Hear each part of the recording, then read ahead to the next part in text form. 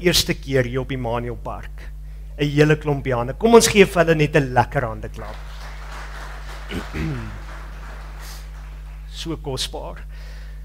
Nou ja, ek wil vandag met julle gesels oor wat beteken Paasfees vir jou. Want as jy gaan kyk na hierdie geweldige tema of hierdie onderwerp, dan besef jy vandag daar is soveel mense wat nie meer verstaan wat beteken Paasfees nie. As jy gaan kyk na die hoeveelheid mense wat na Paaskampe toe kom of tyd spandeer om in 'n kerk te wees oor 'n Paasnaweek, is dit geweldig baie min mense. Daar is meer mense vandag in malls en by ander feeste en dinge betrokke, en dat mense eintlik, soos Johanrey gesê het, agter die Paashaas en al hierdie wêreldse goed aan hardloop, dat hulle nie meer besef wat is die waarde en die betekenis van Paasfees in jou lewe nie. En as jy eintlik gaan kyk daarna, het Satan dit so goed reg gekry om vir jou en my te verblind, dat ek en jy op 'n plek is dat ons kan sê, Paasnaweek het nie meer die betekenis of die krag wat hy gehad het jare gelede nie. En as ons vandag daarop sal staan, sal ons sien dat winkels speel nie meer, daar was 'n houtkruis nie. Mense luister nie meer nie, sing nie meer hierdie liedere op 'n Paasfees wat ons nou gesing het nie. En ons wil jou juist vandag bietjie teruggevat het om te herdenk en die waarde van die kruis van Jesus weer te kan besef. Maar die groot realiteit is dat ek en jy vandag so vasgevang word in die dinge wat om ons gebeur, dat ons vergeet het van die kruis.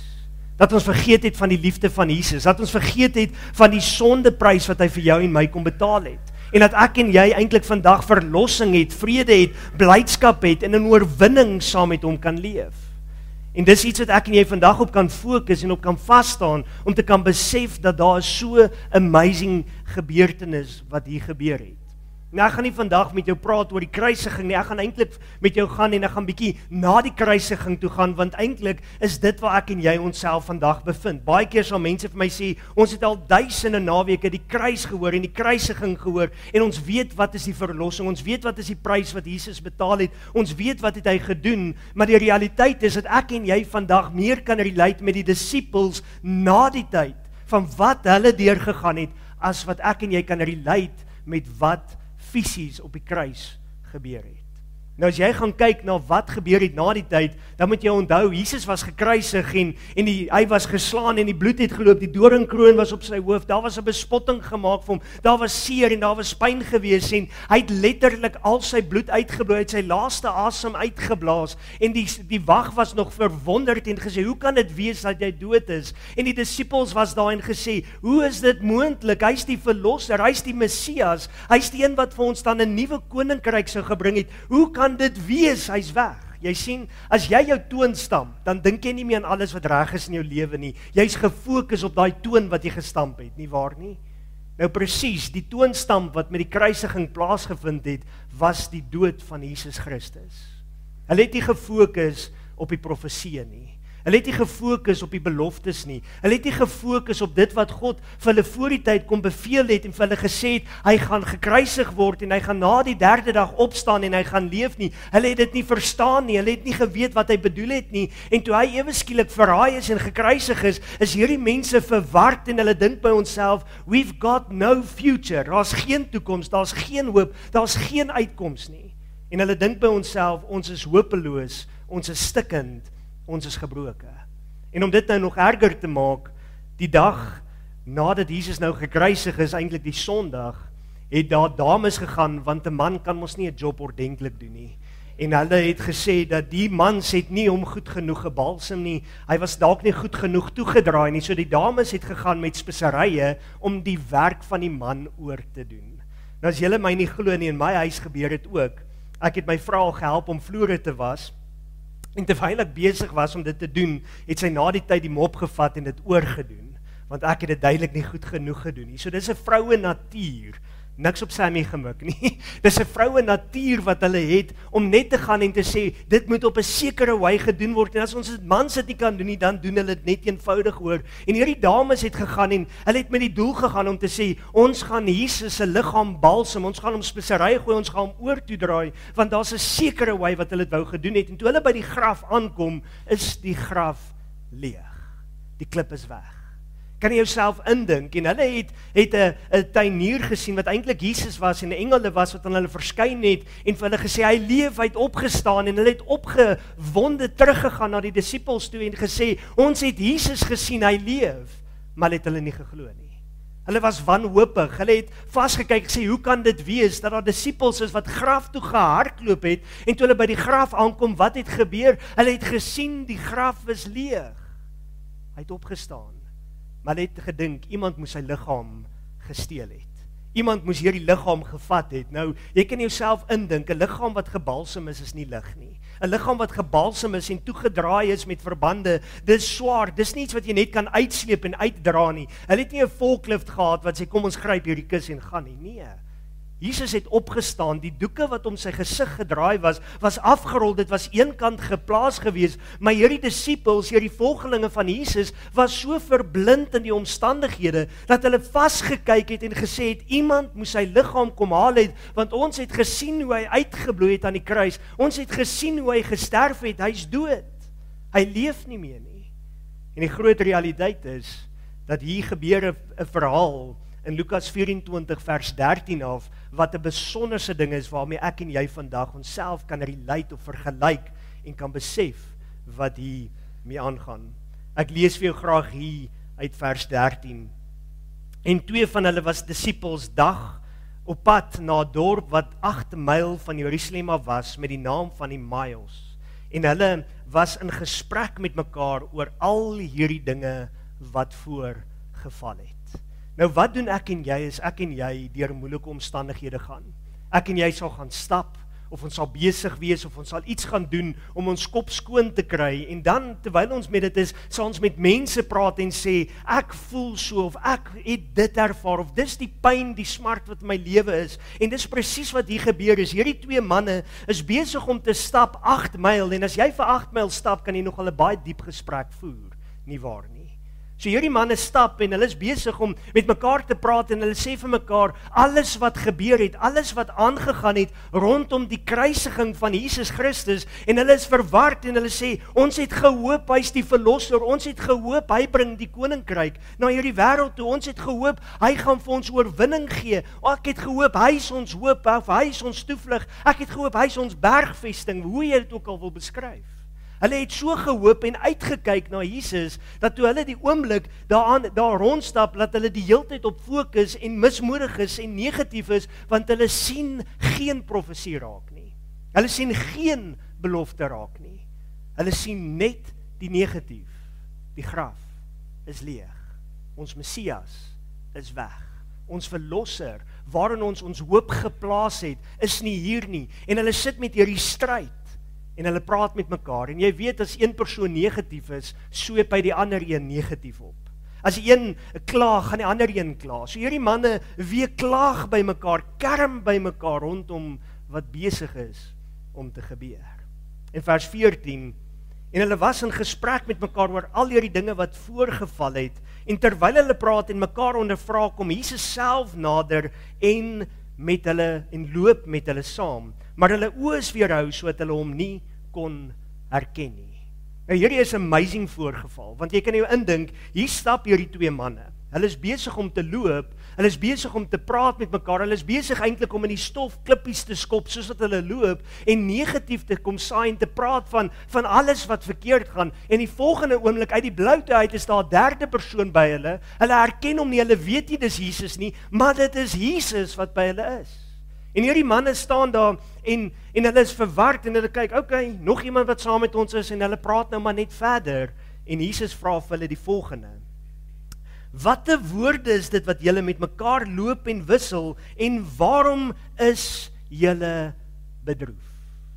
Watte woorde wissel julle met mekaar? Wat maak julle so bedroef? Hoekom is julle so negatief? Waaroor klerm en kla jy so die hele tyd? Dis eintlik wat Jesus hier vir hulle vra. En die een wie se naam Kleopas was, antwoord en sê vir hom: Is u alleen 'n vreemdeling in Jerusalem? Weet jy dan nie wat het gebeur nie?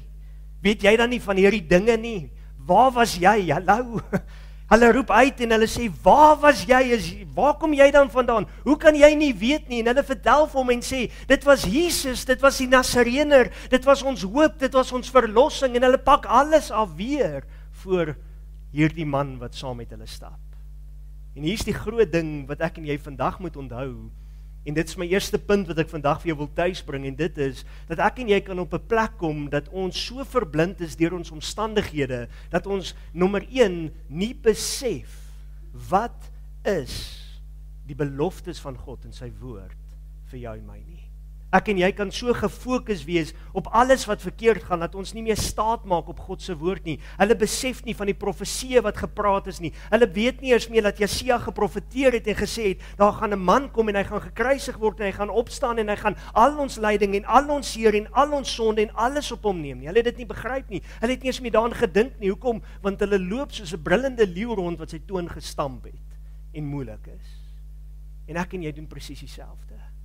As ek en jy mismoedig is, as ek en jy deur omstandighede gaan, is ek en jy net soos hierdie twee manne, ons sal blind gestaar wees, ons sal nie herken dat Jesus saam met ons is nie, ons sal nie weet wat is 'n belofte hy in sy woord gee nie, en ek en jy stap daai paadjie af, en ons stamp ons tone, en ons stamp ons koppe, en ons raak meer mismoedig, dat ons op 'n plek kom en sê, Here, ek het soveel hoop gehad, dat ek vandag geen hoop, of geen passie, of geen begeerte het, vir die huidige of die toekoms nie, want my drome en my realiteit het nie uitgewerk nie. Daar's mense wat dalk gesê het, ja, ek het gedroom om teen 20 of 25 te trou en teen 30 kinders te kan hê, en ek het gedroom om teen 40 my huis laat te betaal hê, en teen 52 af te tree, en te kan gaan toer, en dan kom jy op 70 en sê, ek het nog nie eens my huis gekoop nie. Of dalk kom jy op 70 en sê, ag Here, help my, ek het nog nie eens getrou nie. En dan sit jy in daai stryd. Jy sien, my en jou lewe so gefokus op die prentjies wat ons vir onsself skilder, dat ons vergeet van die beloftes van God. Dat ek en jy nie meer God raak sien nie. Dat ek en jy nie meer God raadpleeg nie. Dat ek en jy nie meer in gebed na God toe nader en sê, Here, help my nie. Dat ons in soveel pyn en smart sit, dat ons sê, Here, ek twyfel.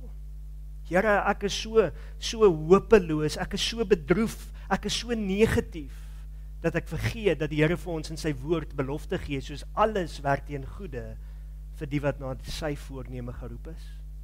Romeine 8:28. Of dat ons vergeet dat hy sê, dat ek sê jou nooit begewe en ek sê jou nooit verlaat nie. Maar ons roep uit en sê, Here, ek is alleen. Waar is U, Here? Hoekom antwoord U my nie? Here, waar is U? Die graf is leeg. Het U opgestaan? Ek ervaar U nie in my lewe nie. Maar die realiteit is dat ek en jy so vasgevang is, verblind is, dat ons nie meer die belofte sien nie. Het jy geweet in die woord van God is daar oor die 8210 beloftes vir jou? 8210 beloftes en dalk nog meer, wat hy vir jou persoonlik kom gee het, wat hy in jou lewe kom insaai, wat hy in jou lewe kom plant het, wat vir jou sê, jy is tot alles in staat deur Christus wat jou die krag gee. Maar die oomblik as ons 'n klippie kry, 'n klein dentjie kry, en ons kop ons stoon flenters teen hom, dan is ons gefokus net op daai klip. Maar weet jy wat is die realiteit? Die vriend wat langs jou stap, kyk na jou en hy sê dalk vir jou, jy's alright, en as dit 'n slegte vriend is, gaan hy vir jou lag. Maar Jesus kom en hy sê vir jou, ek is met jou. Kolossense 1:27, Christus met ons, die hoop van die heerlikheid. Besef jy nie dat hy saam met jou stap nie? En Jesaja, ek's baie lief vir hierdie vers 41 vers 13 sê hy, want ek die Here jou God gryp jou regterhand aan, wat ek vir jou sê, wees nie bevrees nie, ek help jou. Hy vat jou by die hand, hy lei jou, hy stap saam met jou. Hy is daar in jou pyn, hy's daar in jou bedroefdheid, hy's daar in jou seer, in jou pyn en jou smarte en alles wat jy deurstoei. Al wat hy vra is dat jy jou oë moet open en hom moet raak sien. Maar ons is verblind soos hierdie twee manne. In vers 20, Jesus begin verder, of eintlik in 19, ek lees verder, met hulle verder praat, en hy sê, watter ding, en hulle antwoord om die dinge aangaande Jesus, die Nasareëner, wat U profeet was, kragtig in werk en woord voor God, en die hele volk, en hoe ons owerpriesters en owersters hom oorgelewer het, tot die doodstraf, en hom gekruisig het. En ons het gehoop dat dit hy was, wat Israel sou verlos, Maar nou is dit vandag met dit alles die 3de dag vandat dit plaasgevind het. Maar sommige vroue uit ons het ons ook ontstel, luister mooi, nadat hulle vroeg by die graf was. Die graf is leeg. En toe hulle sy liggaam nie kry nie, het hulle gekom en gesê dat hulle ook 'n gesig gesien het van 'n engel wat sê dat hy lewe. Dis onmoontlik. Here, ek het gesien hoe hierdie man sterf. Ek het gesien hoe hy sy asem uitblaas. Ek het gesien hoe my hoop uit my uitvloei want hy's weg. Wanhoop, negatief, mismoedig, stikkend, gebroke. In vers 24. En sommige van die wat saam met ons was, het na die graf gegaan en dit net so gevind soos die vroue ook gesê het, maar hom het hulle nie gesien nie. Waar is hy? En hy sê vir hulle, o onverstandig is, met harte wat traag is om te glo alles wat die profete gespreek het. Sien, hier kom die Here en hy kom weer en hy openbaar en hy wys hulle terug en sê, het die profete nie dit gesê nie? Het hulle nie gesê dat hy gaan sterf en gaan opstaan nie? Moes die Christus nie hierdie dinge lei en in sy heerlikheid ingaan nie? En hy het begin van Moses en al die profete af en vir hulle uitgelê in al die skrifte en die dinge wat op hom betrekking het. Hy het vir hulle alles kom gee, alles kom leer. Daarop kom hulle naby die dorp waarheen hulle op reis was en hy het gemaak of hy verder wou gaan. Sien, Jesus het saam met hulle gestap en hy praat met hulle, maar hierdie manne is nog steeds verblind. Hulle kyk nog steeds vas in die toonstamp, in die seer van die kruis, dat hulle nie die profetiese woorde hoor wat Jesus spreek nie. Hulle hoor nie wat hy vir hulle leer nie. Hulle sien nie dat dit Jesus is nie. Is jy vandag dalk verblind in jou omstandighede? Is jy dalk vandag op daai plek wat jy kan sê, Here, ek sien nie raak nie. Here, my omstandighede het my totaal weggevat dat ek nie kan nie. Here, ek wil nie opstaan nie. Here, ek kan nie, ek weet nie hoe om aan te gaan nie. Sien, hierdie manne kom nou by hierdie dorp aan, Emmaus, vers 29. Maar hulle het by hom aangedring en gesê, bly by ons, want dit is amper aand, en die dag het gedaal, en hy het ingegaan om by hulle te bly. Nou wat eintlik amazing is ons perspektief in die lewe verander die oomblik as ons vir hom sê, kom in, kom woon by my. Openbaring 3 vers 20 sê, kyk, ek staan by die deur en ek klop, as iemand my stem hoor en die deur oopmaak, sal ek ingaan en saam met hom maaltyd hou, en die Here wag net vir hulle, hy maak asof hy verbystap, hy wag vir hierdie twee manne om net te sê, Here, kom in, kom woon by ons, kom bly by ons, kom eet saam met ons. En die oomblik toe hulle dit gedoen het, luister mooi, kyk hier vers 30. En toe hy met hulle aan tafel was, neem hy die brood en dank, en hy breek dit en gee dit aan hulle, toe is hulle oë geopen. Toe is hulle oë geopen, en hulle het hom herken, en hy het uit hulle gesig verdwyn, weg. Dink jy stom geslaan. Vir die eerste keer het hierdie manne besef, Jesus leef, hy saam met ons. En ek en jy moet besef dat die Here baie keer vir jou en my deur die storms gaan laat gaan, en deur die stryd, en deur die smarte, en deur die pyn van die lewe gaan. Hoekom? Sodat ek en jy vrede by hom kan kry. Maar al hoe ek en jy daai vrede gaan kry, is as ons hom gaan innooi en sê, kom woon saam met my. Jy sien, daar's 'n groot verskil tussen ek like hom en ek vra hom om in my te kom woon. Ek en jy word vandag so gebombardeer met Facebook, en al hierdie likes, en al hierdie friends, en al hierdie followers, maar dis mense wat jy dalk van weet, maar jy ken hom nie. En hier's die groot geheim, jy kan nie sê ek weet van Jesus nie, jy moet sê, hy woon in my. Het jy daai deur vir hom oopgemaak, toe hy kom klop het? Het jy daai deur oopgemaak en gesê, kom in Here, kom na my toe, sodat ek wat met jou maaltyd kan hou? En die oomblik toe hy die brood gebreek het, die oomblik wat hy die nagmaal vir hulle eintlik bedien het, die oomblik wat hulle aan die tafel kom sit het, is hulle oë geopen en hulle herken hom. En hier's die groot ding wat ek en jy vandag moet onthou. Die Here is baie keer nader aan jou en my as wat ons ooit besef. Hy is altyd nader aan jou en my as wat ons ooit kan dink, want die woord sê vir ons duidelik, hy stap saam met jou hierdie paadjie. Jy stap hom nie alleen nie. Ons kan uitroep en skree en sê, ek is so alleen, ek is so eensaam, maar Jesus stap en vra vir jou, hoekom is jy bedroef? Hoekom is jy mismoedig? Hoekom is jy so stikkend? Hoekom is jy so gebroke? Hoekom het jy geen hoop nie, as dat die kruis vir jou eintlik soveel hoop kom gee het? Want met die kruisiging is daar nie net vir my en jou vrymaking en oorwinning oor sonde nie, daar is vir ons genesing oor ons soektes. Elke pyn en elke kwaal en elke ding wat jy deur kan stoei, het hy reeds op hom geneem. Johannes 16 vers 33 sê, ek het vir julle hierdie dinge gesê, sodat julle vrede in my kan hê. In die wêreld sal julle verdrukking hê, maar hou goeie moed, ek het reeds die wêreld oorwin. Hy het vir jou die gefight. Hy het vir jou reeds die oorwinning kom gee. Hy het vir jou reeds die blydskap en vreugde kom gee. Al wat jy moet doen is sê, Here, open the eyes of my heart. I want to see you. In vers 32, en hulle sê vir mekaar, was ons harte nie brandend in ons, toe hy met ons op die pad gepraat het nie? Was ons nie opgewonde gewees toe ons saam met hierdie man gestap het nie?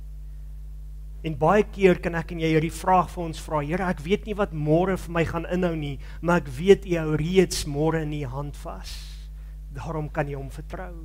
Daarom kan jy met 'n oorgawe, met blydskap in jou hart na hom toe gaan en sê, blessed be the name of the Lord. Jy kan met opgewonde en vreugde na môre kyk, want jy weet hy hou dit reeds in sy hand vas.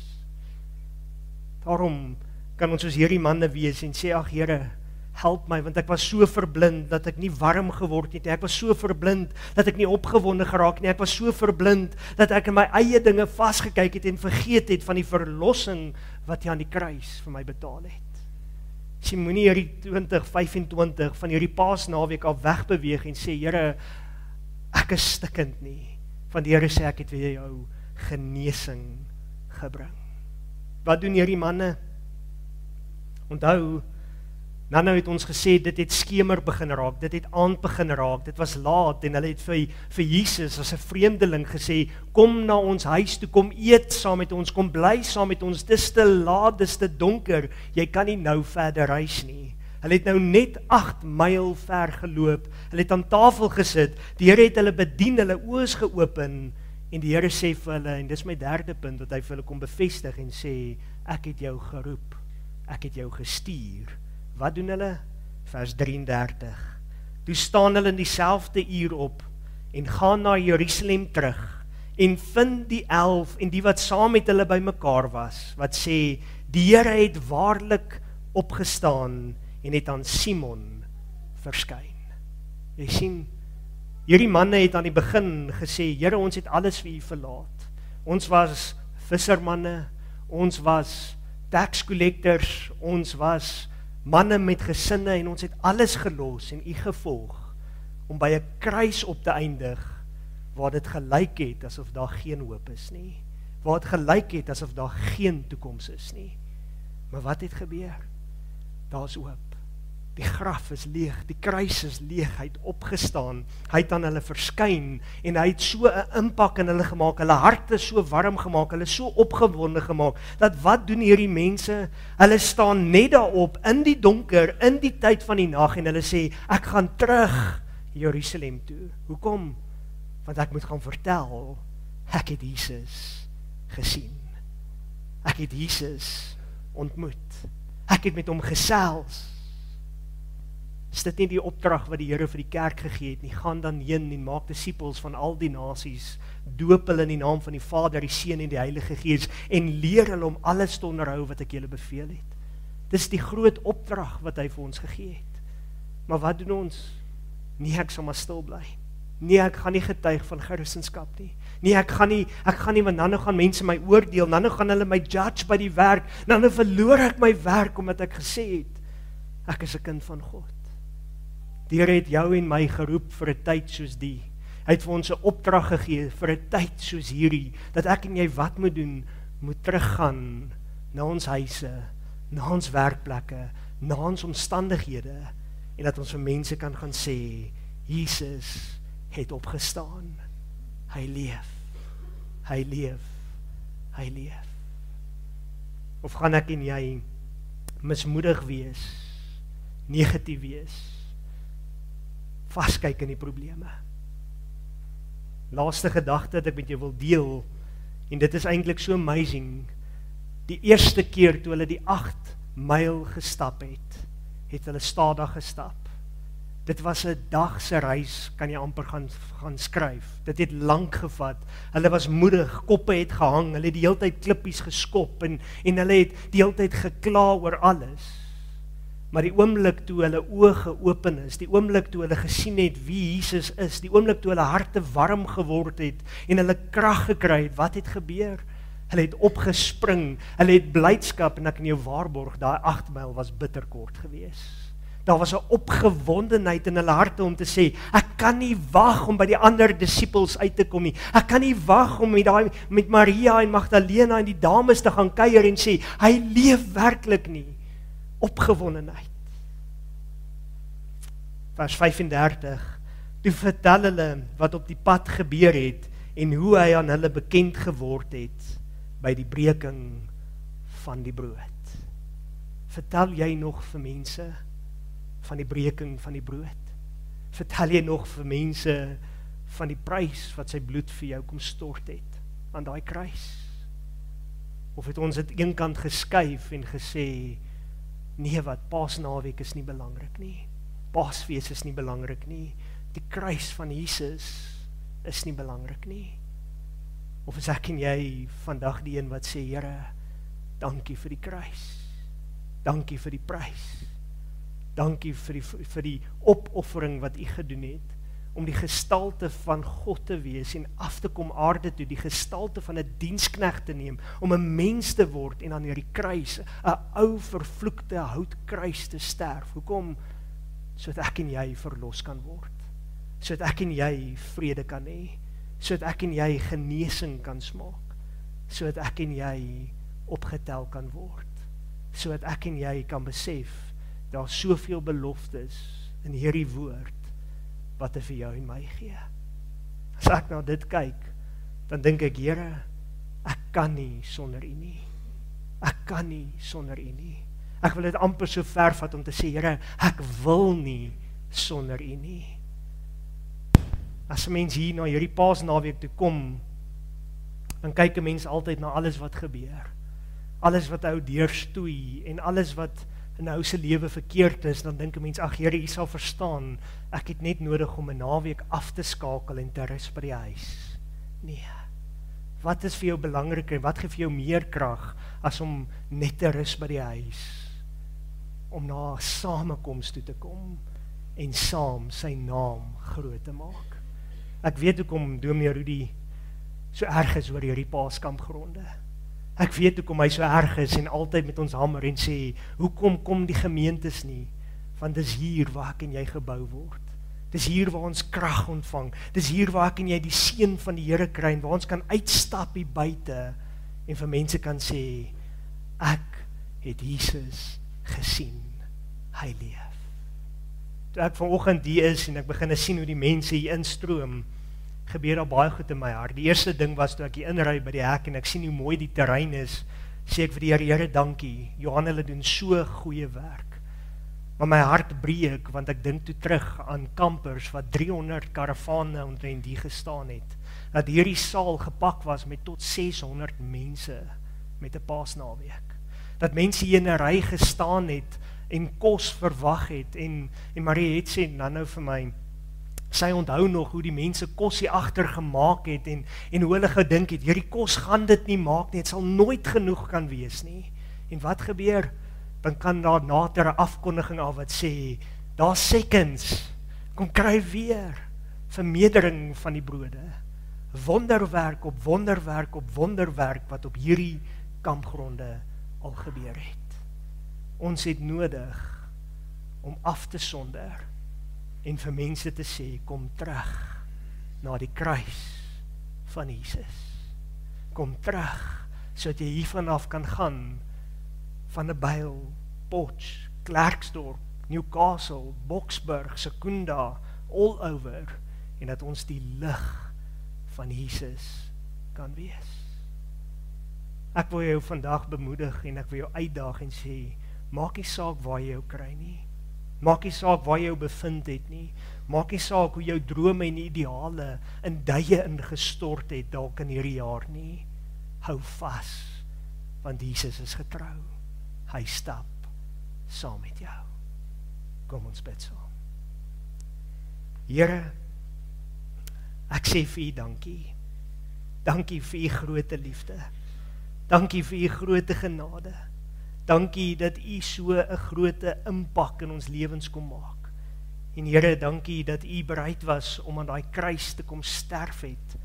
En Here, dat U dit nie gering geag het nie, maar dat U vir ons die verlossing kom koop het met U kosbare bloed. Ek kom bid en vra, Here, dat ons sal krag kry, dat ons harte sal warm word, en dat ons hier weg sal gaan na hierdie Paaskamp en Paasfees wat ons so saamhou en vier. Dat ons huis toe sal gaan en sal sê, ek het 'n opdrag van Jesus gekry, ek moet getuig, ek moet 'n instrument wees in sy hande. Ons bid en ons vra dit in U groote naam. Seën ons en seën ook so die res van hierdie kamp en die byeenkomste in Jesus naam. Amen. Ons gaan afsluit met 'n laaste lied. As hy kom op die wolke, so kom ons sing saam.